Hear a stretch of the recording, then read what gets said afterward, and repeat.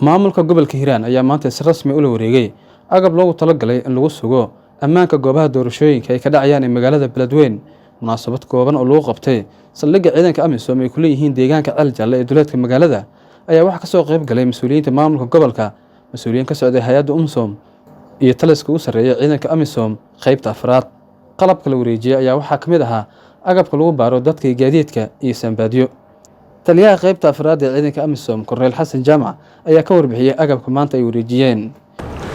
alaabtii lagu talagalay muxuu ahaa doorashooyinka aan ku wareejinayno muxuu ahaa gudoomiyaha gobolka Hiiraan saad ogtihiin doorashooyinku ay goboladii ka wada bilaabeen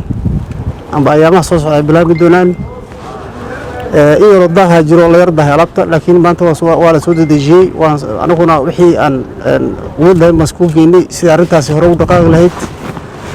maanta waxaan ku wareejinaynaa qalabkan oo ka kooban kuwii kontaroolka jirka lagu eegayay kuwii baawarada lagu eegayay baawarada dhabarkeena gadaasha ka muuqda oo lagu talagalay dhulka si dadka loo kala habeenayo dhulkii lagu kala gogoynayay oo gudoomiyuhuna sidii uu doonayay anaguna aan balaanka u sameynay yaan maanta ku wareejinaynaa. maantadanba waxay ku wareegayaan halkii lama galabay alaabtaas ku wareegi galabtadanba waa la bilaabay oo saan gudoomiyaha ognahay in hore loo bilaabo waayo doorashooyinka fooda xoog loo soo saareen marka waxaan laga gudoomi doontiin gudoomiye alaabtan oo dhan oo saddexda baawar ka kooban waxaan waa wixii yaraa la soo dhigay laakiin saddexda baawar ku buuxa kuwa kale qabow ku jira qabowga ciidan yaa jira xaq ayaan laga qaadan doono kan laga gudoomiyaha gobolka Hiiraan Cali Jeyti Cismaan ayaa ka mahad celiyay qalabka lagu wareejiyay ee lagu sugayo ammaanka goobaha doorashooyinka ay ka dhacayaan ee Beledweyne. agabkaani wuxuu kulli salka ku hayaa electionka qalabkii loo isticmaali lahaa doorashooyinka marka ilaahay ha nagu asturo annana waanu dadaalaynaa dadaalkeenu wuxuu ka bilaabanayaa inaan kuwan xafidno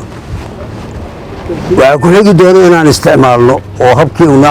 aan ugu intifaaci lahayn aan u isticmaalno marka sidaa haddaba aad soo jeedisana waan ogahay in aad muddaba shaqa ku jirteen dhinaca security-ga kolley ayagana markaad hadda soo tafaftirtaan ayaad nala wadaagi doontaan haddii alla idmo